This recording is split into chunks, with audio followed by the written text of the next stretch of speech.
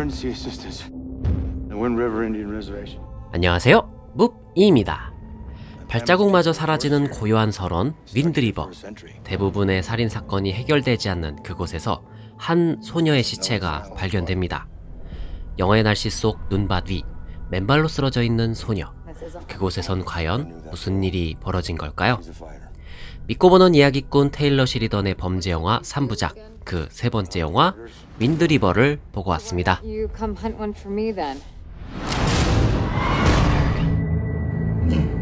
멕시코와 미국의 국경지대를 오가며 벌어지는 사상 최악의 마약 조직 소탕 작전 이야기, 시카리오 암살자의 도시.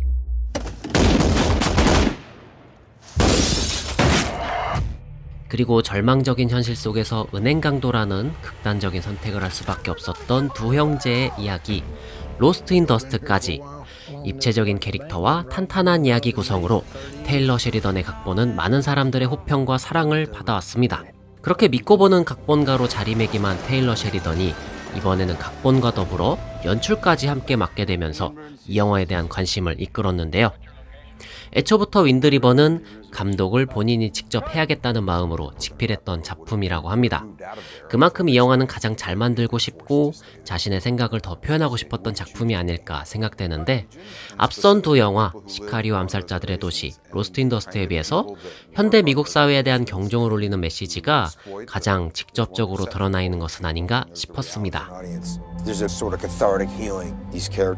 사실 이 영화는 살인사건의 범인을 쫓는 그런 내용의 추적 스릴러처럼 보이지만 실제로 보고 나면 범인을 쫓는 것보다 다른 것에도 초점을 두고 있다는 걸 느낄 수 있는데요. 바로 빼앗긴 자들이 느끼는 슬픔, 그리고 분노, 이런 것들입니다. 물론 자식을 잃은 부모를 의미하는 말인데, 다르게 해석하면 땅을 빼앗긴 아메리칸 원주민의 이야기이기도 한 거죠. 영화의 배경인 윈드리버 인디언 보호구역은 미국 서부 와이오밍주에 속한 외딴 오지 마을쯤 되는 지역인데요. 영화에서 보여지는 그곳 환경은 보호구역이라는 말이 무색할 정도로 열악하고 피폐하다시피 합니다.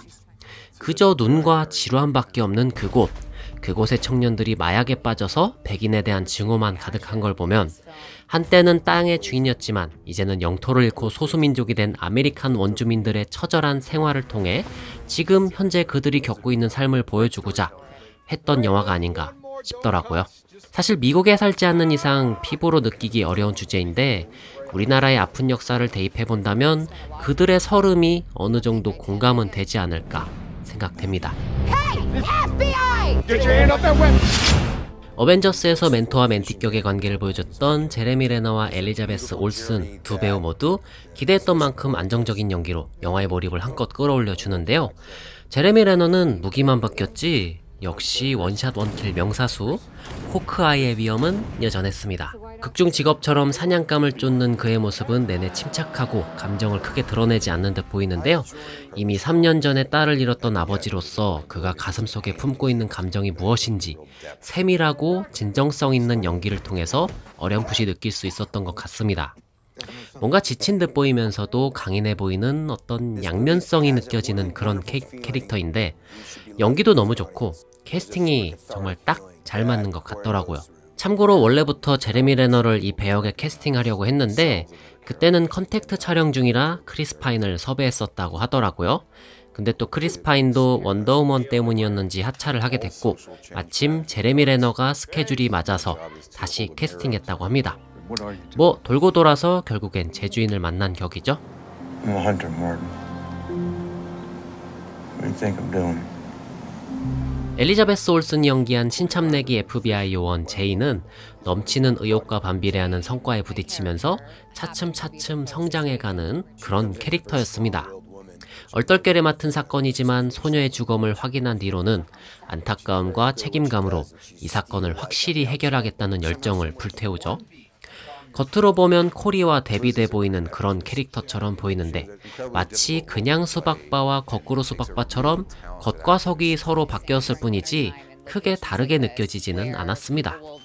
그래서인지 극 중에서도 큰 트러블 없이 영화를 잘 이끌어 가더라고요.